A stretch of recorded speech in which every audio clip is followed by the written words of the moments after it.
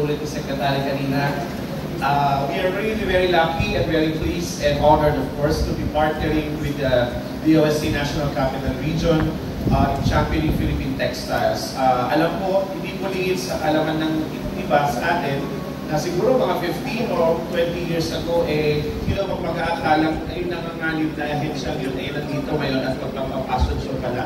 But I think those are reminders of what has actually turned around. Dati, pag sinabi mo hinabing Ilocos, kumot lang namin yung sa Ilocos. Pero ngayon, minsan sinusuot na rin siyang blazer. And you see how Philippine textiles has transformed. Ulit-ulit ko nga rin po sinasabi, kapag may mga okasyon minsan, ang usapan dati ay kung sino yung kumikinang at kumikintab. Pero ngayon, ang pinag-uusapan na kung anong suot mong hobby. Dahil pag hindi ka nakasuot, parang medyo wala sa usok. So yun po ay mga pagbabago, hindi lamang ng ating consumer behavior, pero maski na rin po ng ating pagka-Pilipino. And we are very lucky and very pleased because we are partnering not just with the scientific community, the DOST, but also, of course, with our cultural agencies, and we're very happy with the partnership as well with Intramuros administration.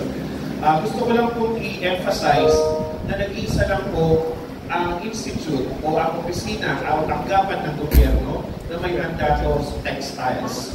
Yun po ay ang Philippine Textile Research Institute. Ulitin ko ulit, isang ahensya lang po ng gobyerno ang merong mandato sa textiles. Ito po ang Philippine Textile Research Institute at ito po ay nasa ilalim ng Department of Science and Technology. Ibig sabihin po nito, this is all fueled by innovation, by science, by something more cranial, other than just simply the whim of buying a cloth or buying a piece of fabric. So kami rin po ay mapalad sapagkat sa dami naman ng ahensyang pakakahanayan ng PTRI, nasa loob po kami ng Department of Science and Technology. Ibig sabihin po kasi sa loob ng Department of Science and Technology, walang chuchu, walang so-so. Because the measure is science and technology. So pag hindi ka marunong, hindi ka maglalas within the Science and Technology Department. Which means that we elevate the discussion about Philippine textiles not just as a simple myth, as I mentioned, but something that really permeates not just culture, but the way we live and the way we appreciate ourselves as Filipinos. Also, on the responsible development of materials and our responsible consumption as human beings and, of course, as citizens of the world. Ang matutunghayan niyo po mamaya is a collection that actually highlights one of the most proud pillars, which is sustainability. Pag sustainability, maraming po aspeto yan. Environmental sustainability is just one of them. Another one is economic sustainability, and of course, the social sustainability. Gusto natin i-highlight na hindi naman po pwede maganda lang yung suot natin. Naiisip mo ba kung ilang kamay ang tumawa sa telang yan? Can you feel the weaver in every thread and the color of the fabrics that we are wearing? Ito po yung part ng advocacy natin. That's why we also join everyone now, particularly those in the cultural agencies and of course our consumers, na magbantay din po tayo. Kasi hindi lamang po maganda yung mga tela natin, sinisimulan na rin pong kopyahin. At pag kinokopya, ang una pong natatamaan dito ay ang ating mga habi na corporate na sa probinsya, nag-aantay ng kliyente, yung pala, may sumasalisina sa kanila, they use their names, and they sell these very cheap fabrics na alam mo namang nagdudumilan na hindi Philippine. This is part of a very strong commitment and advocacy that we're championing now by calling out something to be counterfeit. So baka may malapitan ako sa inyo mamaya sasabihin ko, counterfeit po yung suot mo, ay umuwi ka na dahil nakakahiya. Okay? So these are things that we champion beyond our mandate. But I think we have to be conscious. Dahil ang una pong nadidisenfranchise ay ang mga makahabi natin na nag-sustain ng ating textile heritage for all these years. Sila po ang unang natatamahan kapag bumibili ka ng 150 pesos per yard na telang nagkukunwaring handloom woven. Sila po yung unang umaaray kapag sasabihin mo galing Ifugao yan, samantalang hindi naman galing Ifugao yan. And we feel them because we know them and they cry. Kaya po malakas itong panawagan po na ito. Nakakalungkot, there was just a recent trade fair kay maraming counterfeit.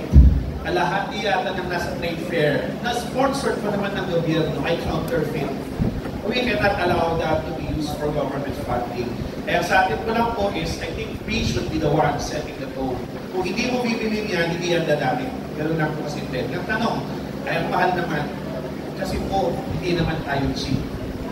So we pay for what we are supposed to feel for ourselves. Filipinos are expensive. We are not cheap. So we are supposed to also wear something that we are so proud of. This is part of a bigger advocacy founded on a solid science and technology framework, and this is exactly the story of the fashion event that you will be seeing later this afternoon. Natutuwa po kami pag may fashion show, kasi hindi naman kami Fashion Research Institute of the Philippines, pero yung fashion show, unang-unang bumibitag sa inyo. Because Filipinos are obsessed with something or anything beautiful. Pag pinaharap mo ang maganda, kahit walang magandang sinasabi, maganda pa rin siya.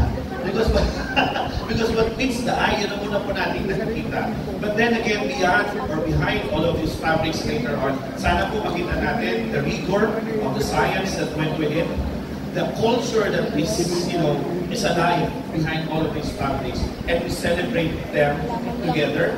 We patronize them.